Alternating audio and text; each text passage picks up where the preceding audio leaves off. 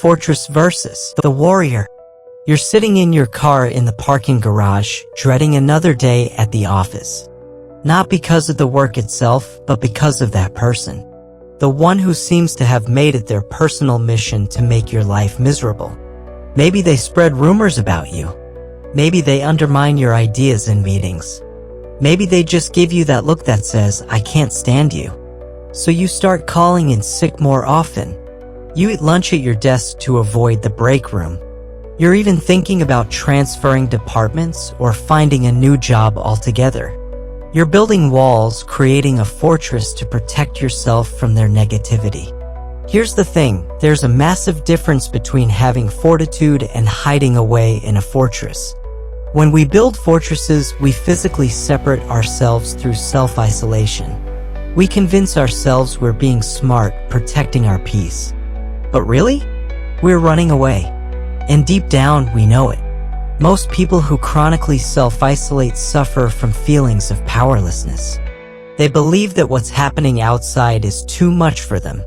They think they lack the strength and skill to cope with difficult people and situations. So they hide. They miss out on promotions because they won't network. They skip family gatherings because that one relative might be there. They abandon their favorite coffee shop because they might run into their ex.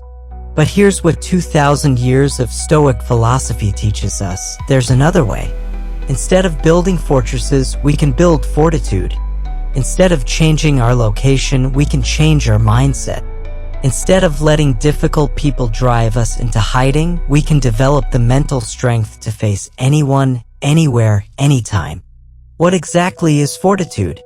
It's not about being emotionless or pretending nothing bothers you. Stoic fortitude is the art of strengthening your mind with philosophical principles that have been tested for over 2 millennia. It's developing mental resilience so profound that other people's opinions, attitudes, and actions lose their power over you. The ancient Stoics were masters at this. They lived through plagues, wars, exile, and betrayal. They dealt with critics, enemies, and backstabbers. Yet they didn't hide. They showed up. They engaged with the world fully, teaching us that we can't control what happens around us, but we can absolutely control how we respond. Think about it. Every time you avoid someone because they might judge you, you're giving them power they don't deserve. Every time you change your plans because someone doesn't like you, you're letting them control your life. Every time you lose sleep over someone's opinion, you're allowing them to live rent-free in your head. The Stoics understood something crucial. With the right mindset, we can overcome any adversity. Not by avoiding it, but by facing it with wisdom, courage, and unshakable inner strength. This isn't easy. It takes practice. But it's absolutely possible, and it's absolutely worth it. 1. Why your worst enemy is your own expectations. Sarah is a successful entrepreneur in Chicago who built her restaurant from the ground up. 5 years of 16-hour days, every penny of her savings invested, countless sacrifices made. Her food is exceptional, her customers love her, and business is thriving. Then one morning, she opens Yelp to find a scathing 1-star review. The reviewer calls her food mediocre at best and her service laughably incompetent. Sarah's hands shake as she reads it. Her chest tightens. She can't eat breakfast. She snaps at her staff. She checks the review obsessively throughout the day, reading it over and over, each word cutting deeper. By evening, she's convinced her business is doomed. One review among hundreds of positive ones, and she's completely devastated. Sound familiar? Here's what's really happening. Sarah isn't suffering because of the review itself. She's suffering because the review violated her expectations.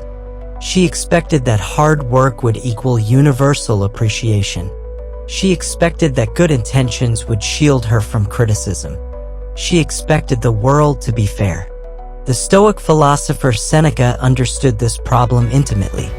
In a letter to his friend Serenus, who was constantly irritated by people's rudeness and lack of consideration, Seneca delivered a truth bomb that still resonates today. Serenus wished people would treat each other with kindness and respect. Noble wish, right? Wrong approach. Seneca explained, "You are expressing a wish that the whole human race were inoffensive, which may hardly be. Moreover, those who would gain by such wrongs not being done are those who would do them, not he who could not suffer from them even if they were done." Let that sink in. Seneca is saying that wishing for a world without difficult people is like wishing for a world without rain. It's not going to happen. More importantly, the people who would benefit most from everyone being nice are often the very people who aren't nice themselves. Meanwhile, with the right mindset, you can become someone who doesn't suffer even when people are difficult. This isn't about becoming a doormat or accepting abuse. It's about recognizing a fundamental truth. Our pain comes not from what happens to us, but from the gap between what happens and what we expected to happen. The wider the gap, the more we suffer. Think about your own life. When do you feel most frustrated, angry, or hurt? Usually, it's when reality doesn't match your expectations. You expect your boss to recognize your hard work, but she doesn't. You expect your partner to remember your anniversary, but he forgets. You expect traffic to flow smoothly, but you hit every red light. You expect people to be reasonable, but they're not. Marcus Aurelius, the Stoic emperor, put it brilliantly: how much trouble he avoids who does not look to see what his neighbor says or does, but only to what he does himself. He also wrote, "When you wake up in the morning, tell yourself, the people I deal with today will be meddling, ungrateful, arrogant, dishonest, jealous, and surly." This might sound pessimistic, but it's actually liberating. When you expect people to sometimes be difficult, you're not shocked when they are. You're prepared. You're emotionally equipped. You don't waste energy being surprised or outraged. The problem with expectations is that they're usually unconscious. We don't realize we're carrying them until they're violated. We don't notice we expect people to be grateful until they're not. We don't realize we expect recognition until it doesn't come. We don't see that we expect smooth sailing until we hit rough waters. Here's a practical exercise. Next time you feel upset, angry, or hurt, pause and ask yourself, what was I expecting? You'll be amazed at what you discover. Maybe you expected that friend to text you back immediately. Maybe you expected that stranger to hold the door. Maybe you expected your work to be appreciated. Maybe you expected life to be easier. Epictetus taught that we suffer not from events themselves but from our judgments about events. He said, "Men are disturbed not by things, but by the views which they take of them." Death, for instance, is nothing terrible, else it would have appeared so to Socrates. But the terror consists in our notion of death, that it is terrible. When someone criticizes you, the criticism itself is just words, vibrations in the air, or pixels on a screen. Your suffering comes from your judgment that you shouldn't be criticized, that criticism means you're failing, and that everyone should see your worth. Let me share another example. James, a marketing director in Denver, spent 3 months preparing a presentation for the board. He expected praise, maybe even a promotion. Instead, the CEO picked it apart, questioning every decision. James was crushed. But his colleague Maria, who presented after him and received similar criticism, seemed unfazed. The difference? Maria expected tough questions. She saw them as part of the process, not a personal attack. This doesn't mean lowering your standards or accepting mediocrity. It means adjusting your expectations to match reality while maintaining your own high standards for yourself. It's the difference between everyone should appreciate my hard work and I'll work hard because it aligns with my values, regardless of recognition. The ancient Stoics had a practice called premeditatio malorum, the premeditation of evils. Before starting their day, they'd imagine what could go wrong. Not to be pessimistic, but to be prepared. They'd think, today I might encounter ingratitude, criticism, betrayal, or rudeness. Then, when these things happened, they weren't shocked. They were ready.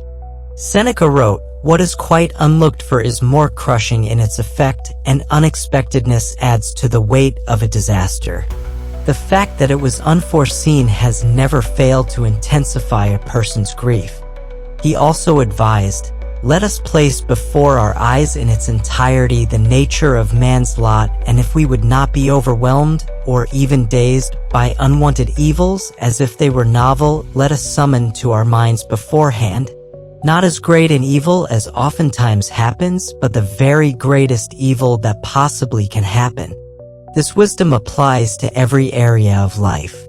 In relationships, expect that people will sometimes disappoint you, not because they're bad people, but because they're human. At work, expect that not every project will succeed, not every effort will be recognized, and not every day will be productive. In life, expect that you'll face criticism, rejection, and misunderstanding. When you adjust your expectations this way, something magical happens. You stop being a victim of circumstances. You stop giving others the power to ruin your day with a single comment. You stop living in a constant state of disappointment and frustration. This is why your worst enemy isn't the person who criticizes you, betrays you, or misunderstands you. Your worst enemy is your expectation that these things won't happen. When you expect difficulty, you're prepared. When you expect only smooth sailing, every wave threatens to capsize you. The Stoics understood this truth, and it's just as relevant in our modern world as it was in ancient Rome. 2. The 2-minute mental reset when someone disrespects you. The subway car lurches to a stop. You're on your way home from work in Manhattan, exhausted after a 12-hour day. As passengers shuffle in, a man shoves past you aggressively, nearly knocking your phone from your hand. When you steady yourself, he turns and snarls, "Watch where you're standing, idiot." Your face flushes. Your heart pounds. Every muscle in your body tenses. The other passengers pretend not to notice, but you feel their eyes on you. In this moment, you have a choice. Your instinct might be to fire back with your own insult, to match his aggression with yours. Or maybe you want to shrink away, letting his words eat at you for the rest of the evening, replaying the scene over and over, thinking of all the things you should have said. But there's a third option, a Stoic option that can transform this moment of disrespect into an opportunity for inner strength.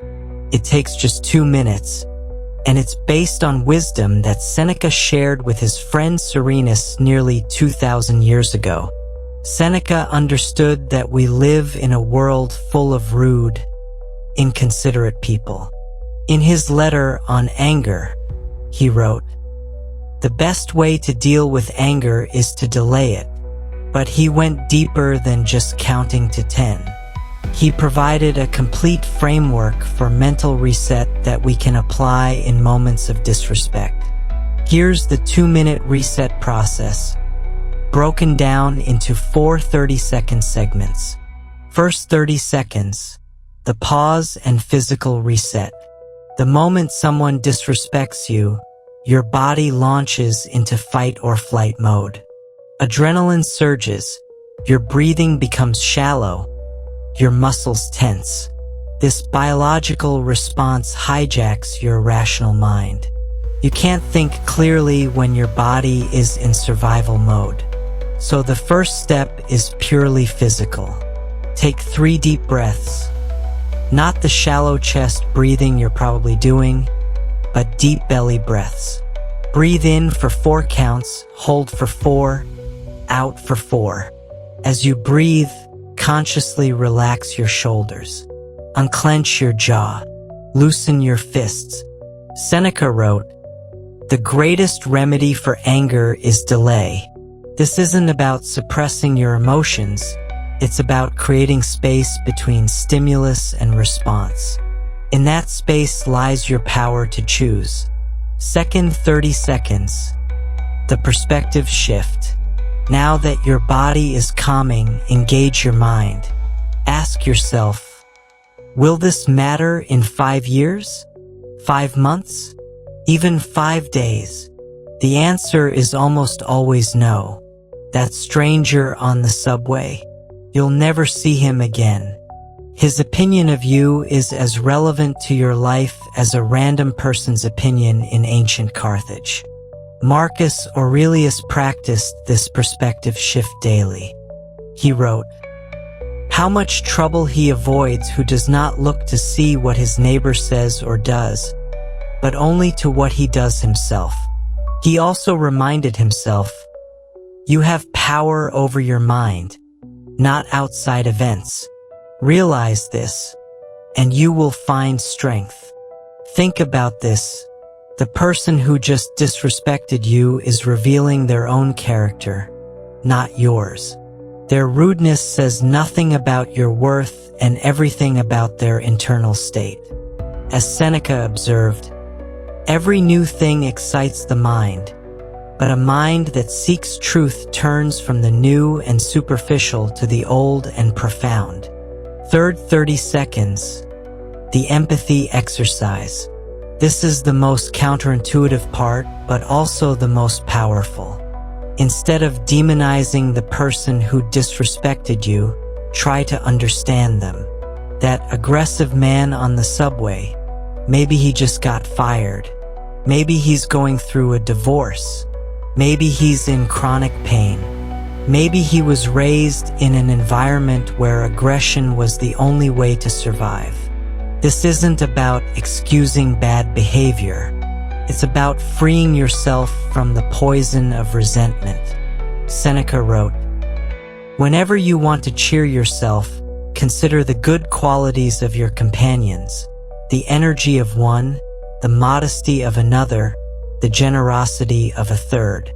Nothing gives such pleasure as the examples of the virtues displayed in the character of those we live with." But here's the advanced move. Apply this same principle to difficult people. That person who disrespected you is fighting battles you know nothing about. Their rudeness is likely not personal. You just happened to be in their path when their pain overflowed. Epictetus taught, "When any person harms you or speaks badly of you, remember that he acts or speaks from a supposition of its being his duty. Now, it is not possible that he should follow what appears right to you, but what appears so to himself." Fourth 30 seconds. The reframe and response. Now you're ready to respond or not respond from a place of strength rather than reactivity. You have several options. If the situation requires a response, you can say something like, "I understand you're having a difficult day. I hope it gets better." This often completely disarms aggressive people. They expect you to match their energy, and when you don't, it breaks the pattern. Or you might choose silence. As Marcus Aurelius noted, "The best revenge is not to be like your enemy." Sometimes the most powerful response is no response at all. Your silence speaks volumes about your self-control and dignity. If you must address the disrespect directly, do it from a place of calm strength. "I don't appreciate being spoken to that way, but I wish you well." Then disengage. You've maintained your boundaries without lowering yourself to their level. Let me share another example. Jennifer, a nurse in Miami, deals with disrespectful patients daily. One particularly difficult patient called her incompetent and stupid when she couldn't immediately relieve his pain. Instead of taking it personally, she used this 2-minute reset. She breathed deeply, reminded herself that his pain was talking, felt empathy for his suffering, and responded with, "I understand you're in pain. Let me get the doctor to review your medication." The patient, surprised by her calm response, actually apologized later. Seneca understood that this kind of mental reset isn't natural. It's a skill that must be practiced. He wrote, Every man is in bondage to fear who depends upon chance for his happiness. When you depend on others treating you with respect for your happiness, you're at the mercy of every rude person you encounter. But when you master this 2-minute reset, you break free from that bondage. You stop giving random strangers, difficult coworkers, or even family members the power to control your emotional state. You respond from wisdom rather than react from emotion. The beauty of this practice is that it gets easier each time. What once took 2 minutes of conscious effort eventually becomes an automatic response. You build what the Stoics called ataraxia, a state of serene calmness regardless of external circumstances. Remember, as Seneca taught, it is not the man who has too little, but the man who craves more who is poor. Similarly, it's not the person who faces no disrespect who is strong, but the person who can face disrespect without being disturbed by it. This 2-minute reset isn't about becoming passive or weak. It's about choosing your battles wisely and maintaining your dignity regardless of how others behave. It's about recognizing that your peace of mind is too valuable to hand over to every person who treats you poorly. Master this, and you'll navigate life with a calm confidence that no amount of disrespect can shake. 3. How to stop caring what people think without being a jerk. Jessica is a lifestyle influencer in Los Angeles with 50,000 followers.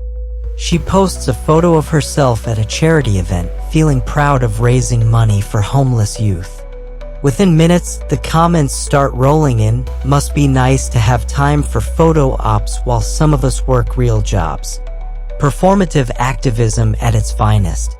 You only care about looking good for the camera. She deletes the app, but the damage is done. She can't focus on anything else. She drafts response after response in her head, defending herself, explaining her genuine commitment to the cause. She considers posting screenshots of her donation receipts. She thinks about quitting social media altogether. By midnight, she's consumed by the opinions of strangers she's never met and never will meet. This is the trap millions of us fall into daily.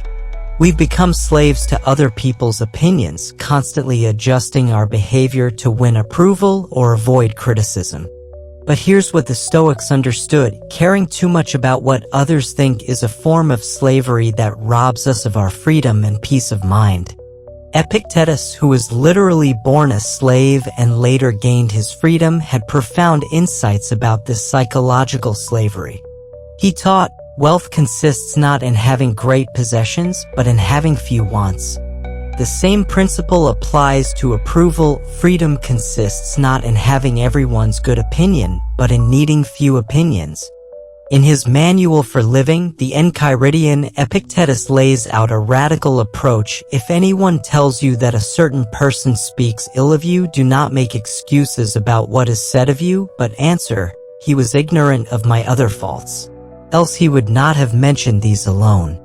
This isn't arrogance, it's freedom. When you stop defending yourself against every criticism, you reclaim enormous amounts of mental and emotional energy. But here's the crucial part: this doesn't mean becoming a jerk who disregards everyone else's feelings.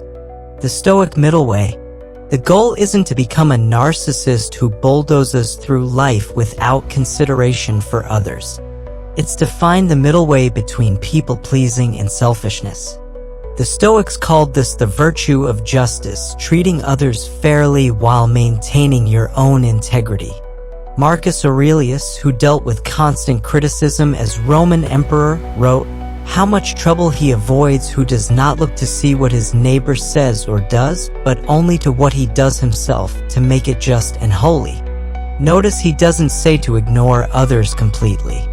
He says to focus on making your own actions just and holy. This means acting with integrity regardless of whether others approve. It means being kind because kindness aligns with your values, not because you're desperate for people to like you. Let me share another example. David, a software engineer in Seattle, used to agonize over code reviews. Every piece of critical feedback felt like a personal attack. He'd spend hours crafting the perfect response to every comment, trying to prove he was a good developer. His need for approval was exhausting him and actually making his code worse. He was coding for praise rather than functionality. Then David discovered Stoic philosophy. He learned from Epictetus, what disturbs people's minds is not events but their judgments on events. The criticism of his code was just information.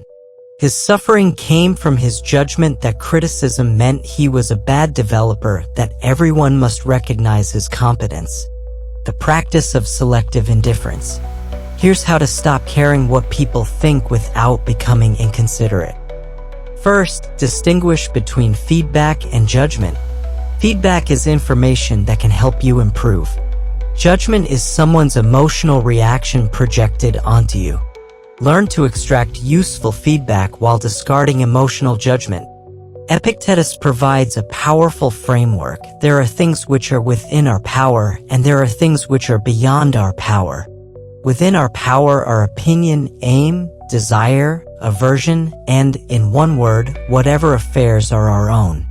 Beyond our power are body, property, reputation, office, and, in one word, whatever is not properly our own affairs.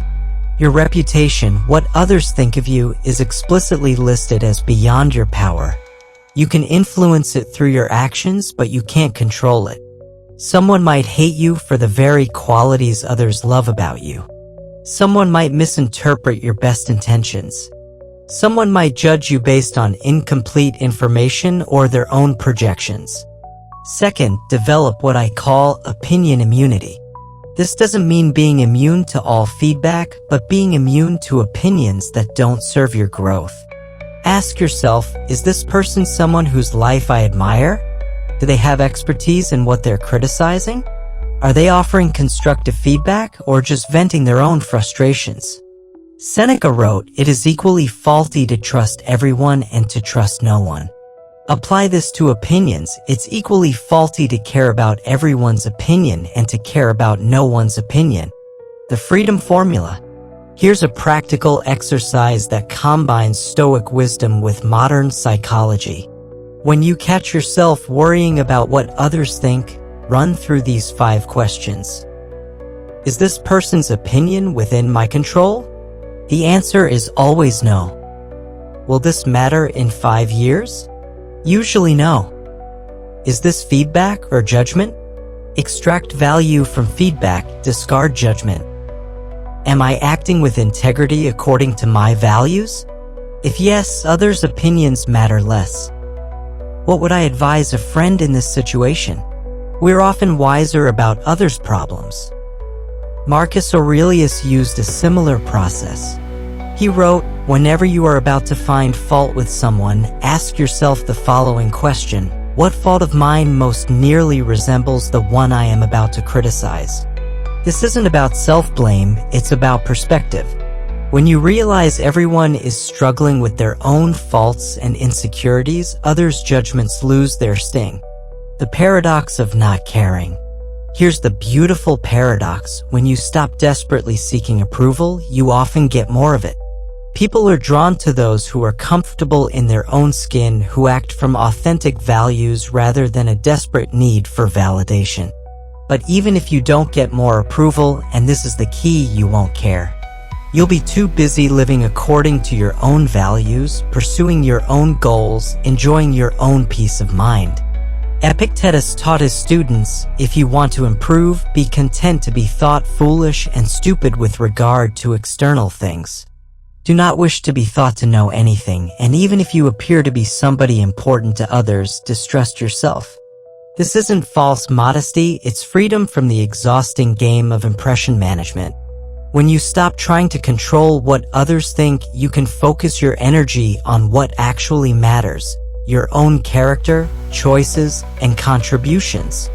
Remember Jessica, our influencer from the beginning? She eventually learned to post content that aligned with her values, read feedback for genuine insights, and let harsh judgments pass through her like wind through trees. She didn't become callous or indifferent to others, she became free from the prison of needing everyone's approval. That's the Stoic way, maintaining your humanity while reclaiming your freedom. 4. Turn your haters into your teachers. Marcus Aurelius method. Michael is a marketing manager at a tech startup in Boston. For 6 months, he's dealt with Rachel, a team member who seems determined to undermine him at every turn. She rolls her eyes during his presentations, sends passive-aggressive emails to his boss, and whispers to colleagues when he speaks. Last week, she openly challenged his strategy in front of the CEO, suggesting he was clearly out of his depth. Michael's first instinct was to fight back, to expose her incompetence, rally allies against her, or request her transfer. He lost sleep plotting his revenge, imagining scenarios where she was humiliated just as she'd humiliated him. But then he remembered something he'd read from Marcus Aurelius, the Roman emperor who faced far worse betrayals, including from his own wife. Marcus Aurelius developed a powerful mental exercise that transformed how he dealt with those who despised him. Instead of seeing enemies as obstacles, he saw them as teachers. Instead of viewing hatred as poison, he saw it as medicine. This wasn't naive positivity. It was strategic wisdom that made him one of history's most effective leaders. In Book 11 of his Meditations, Marcus wrote, "Someone despises me. That's their problem. Mine. Not to do or say anything despicable. Someone hates me. Their problem. Mine. To be patient and cheerful with everyone, including them, ready to show them their mistake, not spitefully or to show off my own self-control, but in an honest, upright way." The negative visualization exercise. Marcus Aurelius pioneered what modern Stoics call negative visualization, imagining difficulties before they happen to build mental resilience. But he took it further. He didn't just imagine people disliking him. He expected it and prepared specific responses. Every morning, Marcus would remind himself, "When you wake up in the morning, tell yourself, the people I deal with today will be meddling, ungrateful, arrogant, dishonest, jealous, and surly. They are like this because they can't tell good from evil. But I have seen the beauty of good and the ugliness of evil, and have recognized that the wrongdoer has a nature related to my own. This isn't pessimism, it's preparation. When you expect some people to hate you, their hatred loses its power to surprise and destabilize you. You're ready with a response that maintains your dignity while potentially transforming the situation." Here's how to apply Marcus's method in 4 strategic steps. Step 1. Recognize the teaching. Your haters are inadvertently showing you your weaknesses, triggers, and areas for growth. They're like mirrors reflecting back the parts of yourself that need strengthening. When someone's criticism stings, ask yourself, what truth might be hidden in this attack? Michael realized Rachel's attacks often targeted his communication style. While her delivery was hostile, there was truth in her observation that his presentations were sometimes unclear. Instead of dismissing her entirely, he extracted the valid feedback from the venom. Marcus Aurelius wrote, "If someone is able to show me that what I think or do is not right, I will happily change, for I seek the truth, by which no one was ever truly harmed. It is the person who continues in his self-deception and ignorance who is harmed." Step 2. Study their tactics. Your haters teach you about human nature, manipulation tactics, and the dark side of ambition. By observing them closely, you learn to recognize these patterns in others and protect yourself better in the future. Watch how they operate. Do they attack when you're vulnerable? Do they use specific emotional triggers? Do they recruit others to their cause? This isn't about becoming paranoid. It's about becoming wise to the ways of the world. Seneca observed, "It is better, of course, to know useless things than to know nothing." Studying your haters' methods falls into the category of useful knowledge.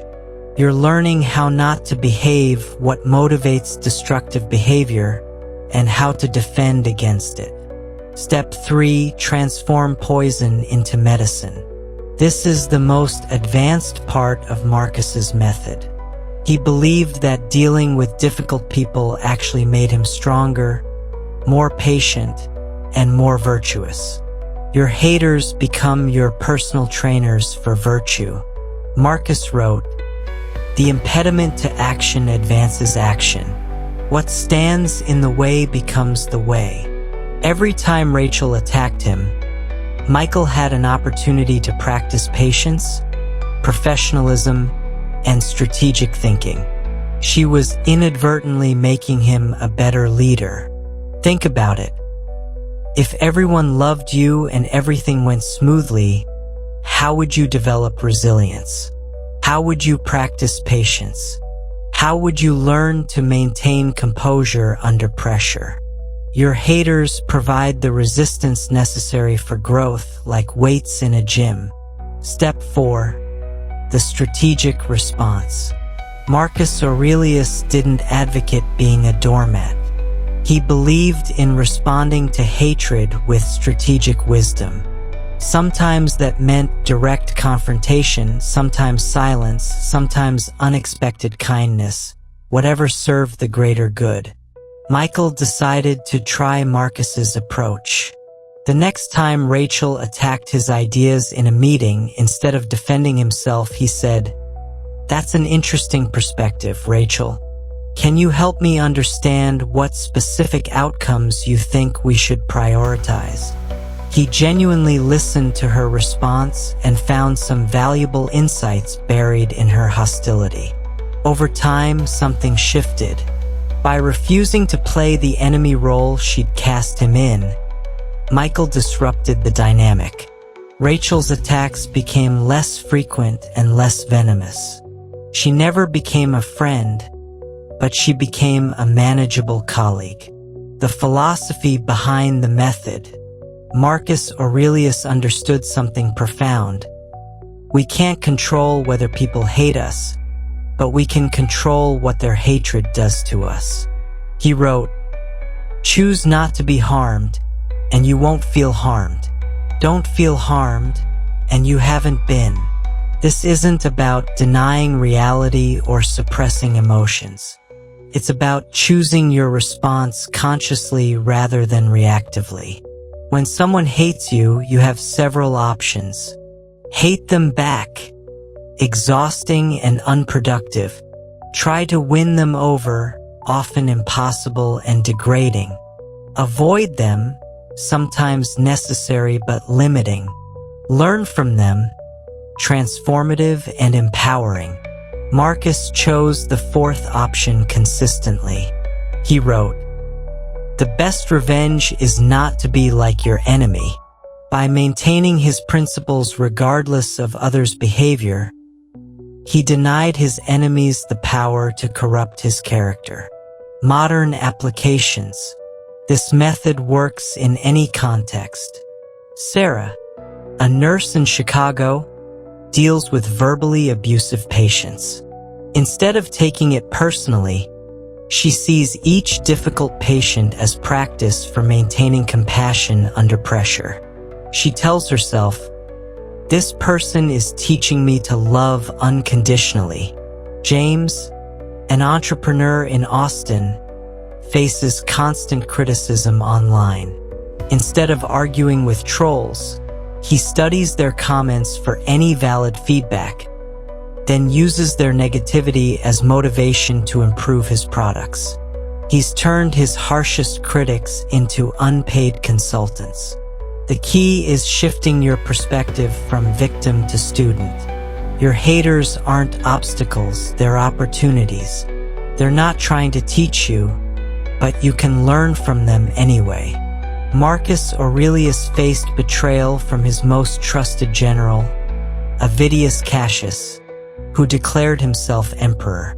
Instead of immediate revenge, Marcus used it as an opportunity to practice forgiveness and strategic thinking. He pardoned Cassius's family after defeating him, showing that maintaining one's principles matters more than satisfying the desire for revenge. As Marcus wrote, "Whenever you're about to find fault with someone, ask yourself the following question. What fault of mine most nearly resembles the one I am about to criticize?" This humility, combined with strategic wisdom, transforms haters from tormentors into teachers. Remember, every person who despises you is offering you a masterclass in human nature, resilience, and virtue, if you're wise enough to enroll in their unintended curriculum. 5. The courage to be disliked and why it matters. Alex sits across from 3 stone-faced investors in a sleek Seattle conference room. He's pitching his mental health app, something he's poured 2 years of his life into. The lead investor interrupts him mid-sentence. "This is naive. You clearly don't understand the market. Nobody's going to pay for another meditation app." The other 2 nod in agreement. One actually laughs. 6 months ago, this would have destroyed Alex. He would have apologized, stumbled through the rest of his presentation, and probably abandoned the project entirely. But something has changed. Instead of crumbling, he takes a breath and responds calmly. "I appreciate your perspective. Let me show you the data that suggests otherwise." What happened to Alex? He discovered something the ancient Stoics knew well. The courage to be disliked isn't just helpful. It's essential for living a meaningful life. Without it, we become puppets, our strings pulled by anyone willing to voice disapproval. Chrysippus, often considered the greatest Stoic philosopher, revolutionized how we think about virtue and happiness.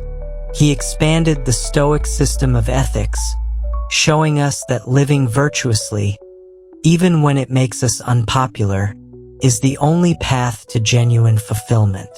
Among the cardinal virtues he championed, courage stands out as particularly vital in our modern world of constant judgment and instant feedback.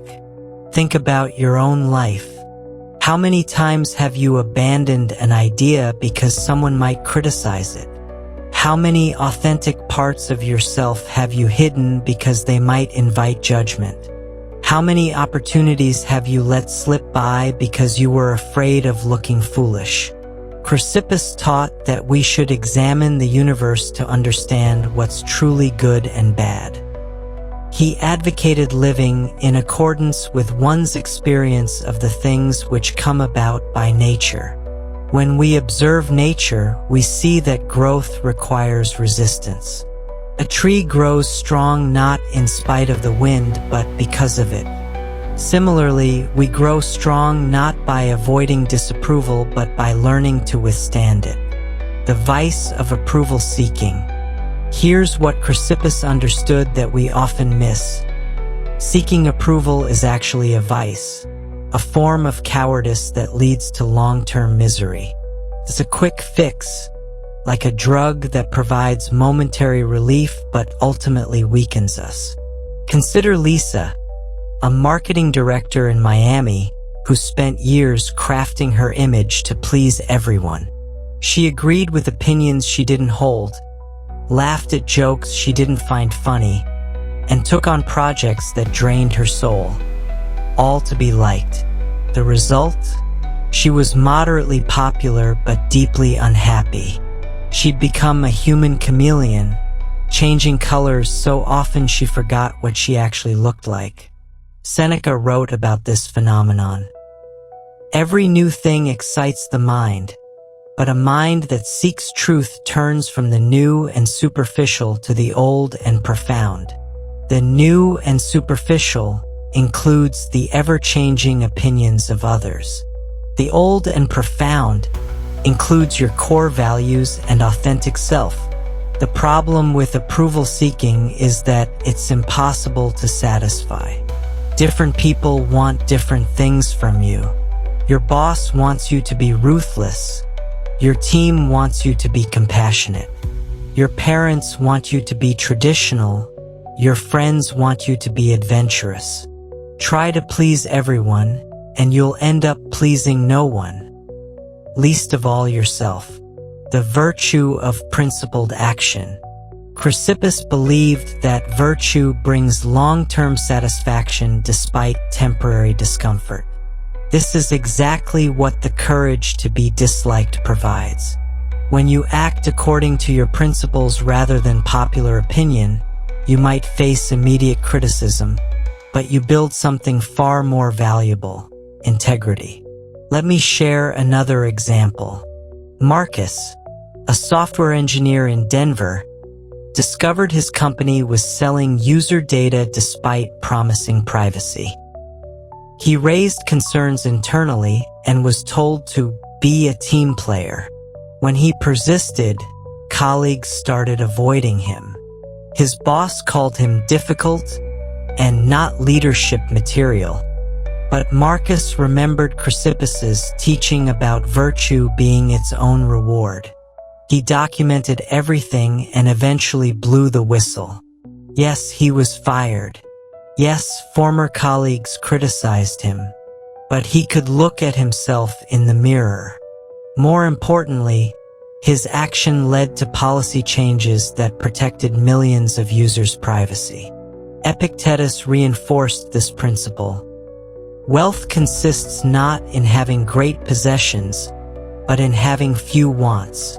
Similarly, strength consists not in having many supporters, but in needing few supporters. When your sense of worth comes from within, from knowing you've acted virtuously, external approval becomes a nice-to-have rather than a must-have. The practical path to courage. So, how do we actually develop this courage? Chrysippus would say it starts with small acts of authenticity. You don't need to immediately transform into someone who doesn't care at all what others think. That's neither realistic nor desirable. Instead, practice in low-stakes situations. Start by expressing a genuine opinion in a casual conversation, even if it goes against the group consensus. Wear something you like, even if it's not trendy. Say no to a social invitation you don't want to accept instead of making up an excuse. Each small act of authenticity builds your courage muscle. Sarah, a financial analyst in Chicago, practiced this way. She started by admitting she didn't like the TV show everyone in her office raved about. Such a small thing, but she noticed how anxious it made her. When the world didn't end, when her colleagues just shrugged and moved on, she felt emboldened. She gradually worked up to bigger acts of authenticity, proposing unconventional solutions in meetings, declining projects that didn't align with her values, and eventually starting her own firm based on ethical investing principles. The paradox of courage. Here's what's fascinating about developing the courage to be disliked. It often leads to being more genuinely liked. When you stop trying so hard to please everyone, you become more authentic, more interesting, more trustworthy. People respect those who stand for something, even if they disagree with what they stand for.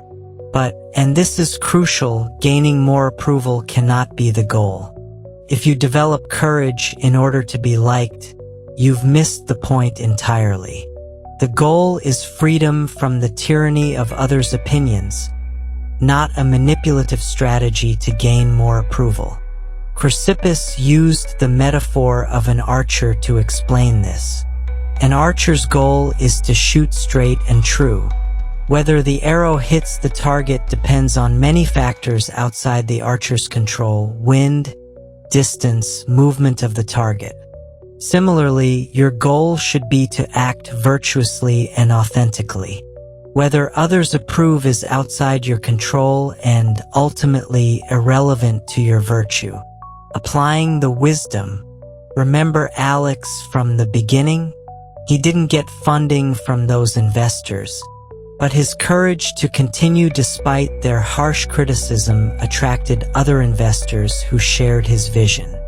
More importantly, he discovered something invaluable: the freedom that comes from not needing everyone's approval. The Stoics understood that life is too short to spend it wearing masks, playing roles, and seeking applause.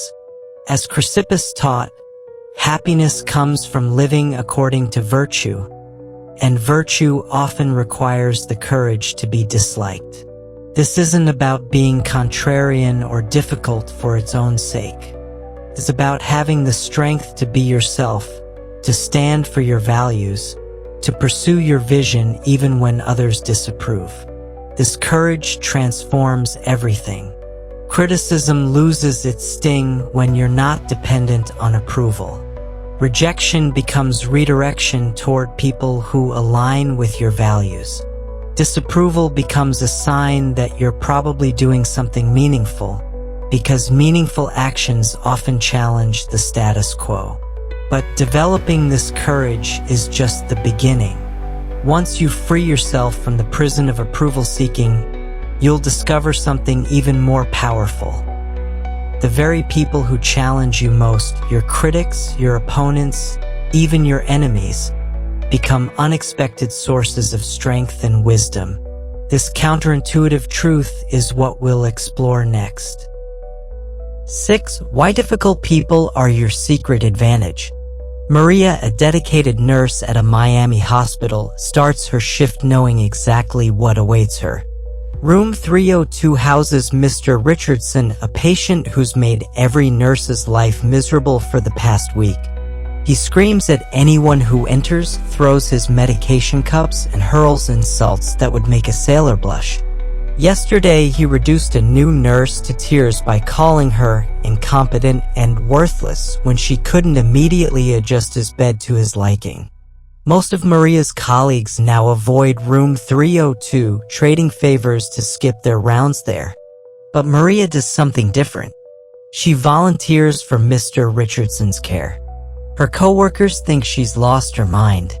What they don't understand is that Maria has discovered a secret the Stoics knew well. Difficult people aren't obstacles to our growth, they're accelerators of it. This counterintuitive wisdom runs through all of Stoic philosophy. While we naturally gravitate toward pleasant, agreeable people, it's the difficult ones who offer us the most valuable training in virtue, patience, and wisdom.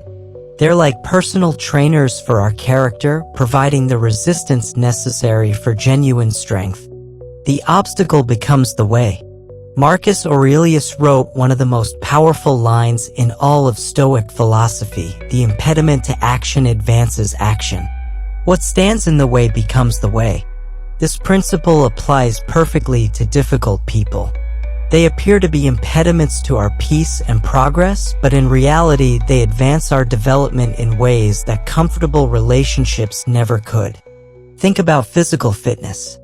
You don't build muscle by lifting feathers. You need weight, resistance, something that challenges your current capacity.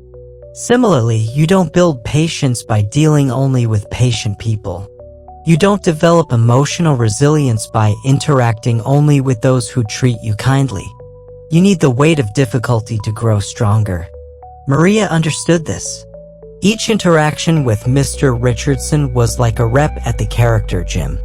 When he screamed at her, she practiced maintaining calm. When he insulted her, she exercised compassion, recognizing that his anger came from pain and fear.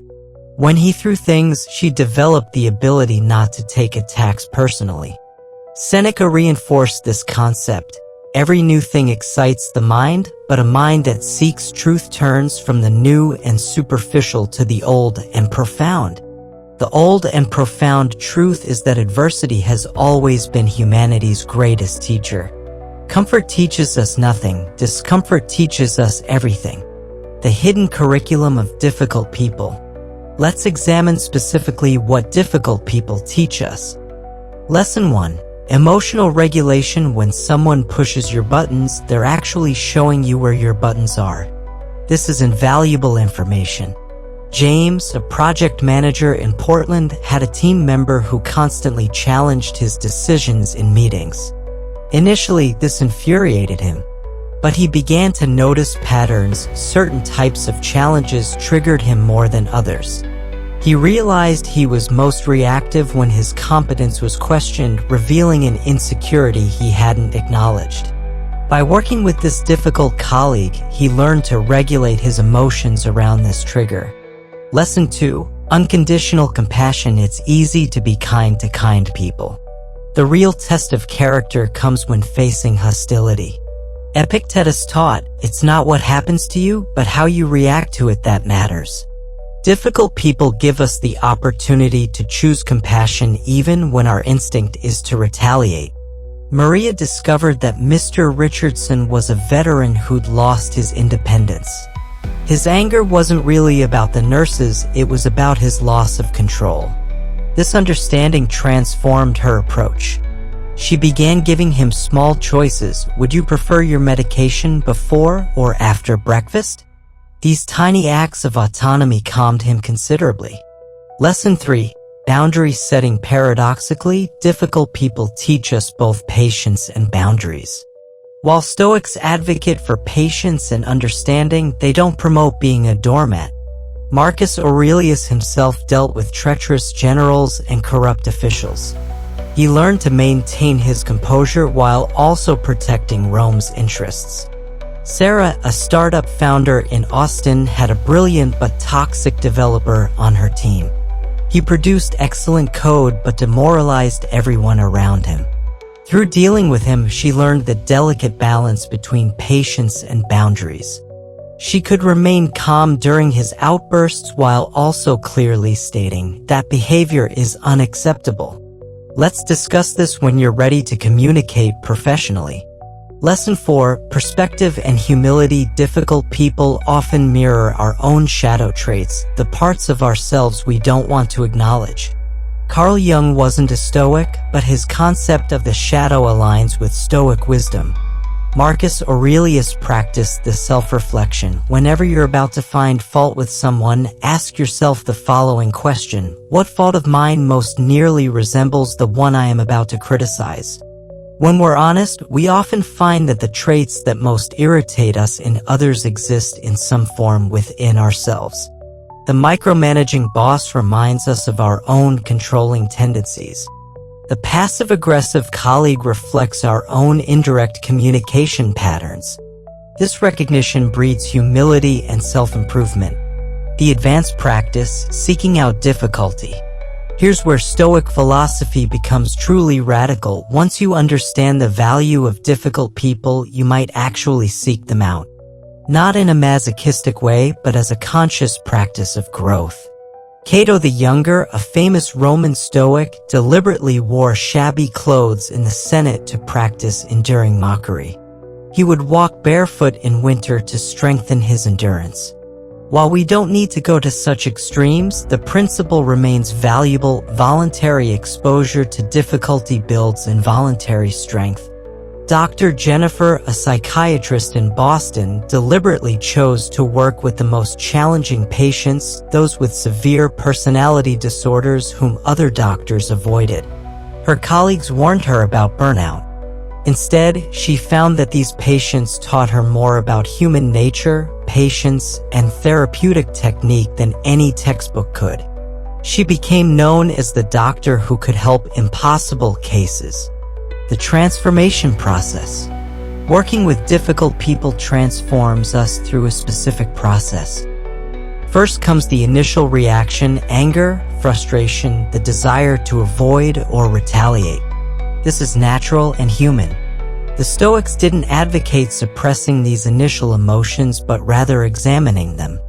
Next comes the pause, that crucial moment where we choose our response rather than react automatically. Seneca called this the space between stimulus and response. In this space lies our power to grow. Then comes the reframe, seeing the difficult person as a teacher rather than a tormentor. This isn't about making excuses for bad behavior, but about extracting value from challenging situations. Finally comes the practice, repeatedly choosing virtue in the face of difficulty until it becomes second nature. Each interaction with a difficult person is a repetition, building your philosophical muscle memory. The ripple effect. Here's something remarkable: when you master working with difficult people, you often transform them in the process. Not through trying to change them, the Stoics warn against this futile effort, but through the power of your example. Remember Maria and Mr. Richardson? After weeks of her patient, compassionate care, something shifted. He began apologizing for his outbursts. He started saying please and thank you. Other nurses noticed and began adopting Maria's approach. The entire ward's atmosphere improved. This isn't guaranteed. Some people remain difficult regardless of our approach. But even then, we benefit. As Epictetus taught, don't explain your philosophy. Embody it. When we embody Stoic principles in the face of difficulty, we become living examples of what's possible. Marcus Aurelius captured this perfectly: the best revenge is not to be like your enemy. When we respond to difficulty with virtue, we break the cycle of negativity. We show another way is possible. This brings us to our next crucial topic: how to make these philosophical insights practical through daily practice. Because understanding these principles intellectually is one thing, living them consistently is another challenge entirely. 7. The daily 5-minute Stoic shield practice. It's 6:55 a.m. in Manhattan. David stands in his apartment bathroom, staring at his reflection. In 5 minutes, he'll leave for another day at the investment firm where his boss publicly humiliates him. His colleagues backstab each other for promotions, and clients scream at him for market movements beyond anyone's control. 6 months ago, this daily preview would have filled him with dread. Now he smiles slightly. He has a secret weapon, a 5-minute morning practice that transforms him from vulnerable to virtually unshakable. What David discovered, and what thousands of modern Stoics practice daily, is that philosophical principles mean nothing without consistent application. You can read every word Marcus Aurelius wrote, memorize Epictetus's handbook, and quote Seneca at parties, but without daily practice, it's just intellectual entertainment. The real power comes from a structured morning ritual that builds what I call your Stoic shield. An invisible barrier that protects your peace of mind from the slings and arrows of daily life. The foundation: why 5 minutes works. The ancient Stoics understood something modern psychology has confirmed. Small, consistent practices create lasting change more effectively than sporadic, intense efforts. Marcus Aurelius didn't write his meditations as a book for others. They were his daily practice, his morning reflections to prepare for the challenges of ruling an empire. 5 minutes is enough to create transformation, but short enough to maintain consistently. It's the difference between a diet you abandon after 2 weeks and a lifestyle change that lasts decades. David has maintained his practice for 18 months now, through vacations, illnesses, and chaos. Why? Because 5 minutes is achievable even on your worst day. Minute 1. The expectation reset. David begins by sitting quietly and running through Marcus Aurelius's morning reflection. When you wake up in the morning, tell yourself, the people I deal with today will be meddling, ungrateful, arrogant, dishonest, jealous, and surly. They are like this because they can't tell good from evil. But David personalizes it for his day.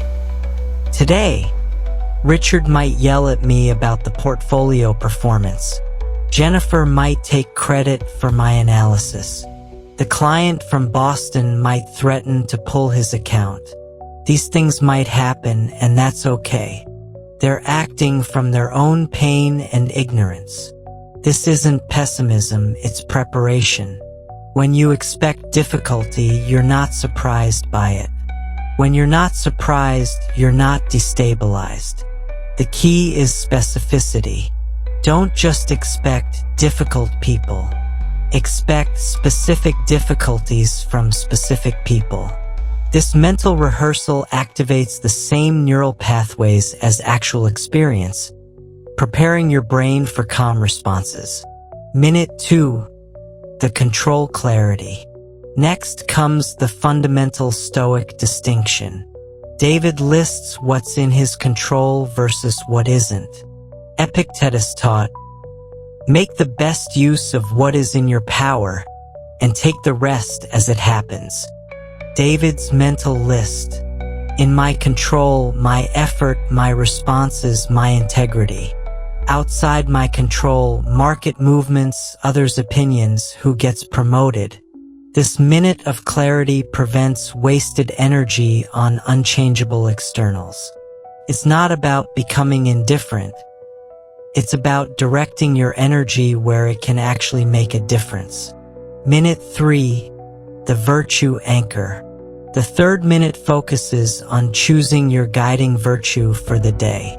The Stoics identified 4 cardinal virtues: wisdom, justice, courage, and temperance. David selects one based on his anticipated challenges. Today, knowing he has a difficult conversation with Richard about a failed trade, he chooses courage. He reflects on Seneca's words, sometimes even to live is an act of courage. He sets his intention. Today, I will have the courage to admit my mistake without self-flagellation, to face criticism without crumbling. The power lies in having a North Star for the day. When challenges arise, you remember your chosen virtue and let it guide your response. Minute 4. The obstacle visualization. The 4th minute employs negative visualization, imagining specific obstacles as opportunities. David visualizes Richard yelling at him, but instead of seeing it as an attack, he reframes it. This is my opportunity to practice remaining calm under pressure. This is my training ground for bigger leadership challenges ahead. He remembers Marcus Aurelius. The impediment to action advances action. What stands in the way becomes the way. Each obstacle becomes a gift, a chance to practice virtue. Minute 5. The compassion commitment. The final minute might be the most important. David commits to seeing everyone through the lens of compassion. He reflects on Marcus Aurelius's insight. Whenever you are about to find fault with someone, ask yourself the following question. What fault of mine most nearly resembles the one I am about to criticize? David thinks about Richard's anger and remembers his own temper when he was a junior analyst. This isn't about excusing bad behavior, it's about approaching it from understanding rather than judgment. The compound effect. Here's what happens when you practice this daily. The responses you consciously choose in your morning practice become unconscious reactions throughout your day. David no longer needs to pause and remember Stoic principles when Richard yells. His practiced response kicks in automatically.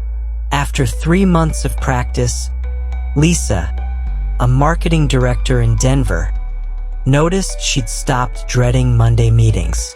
After 6 months, her team noticed she'd become the comm center during crises.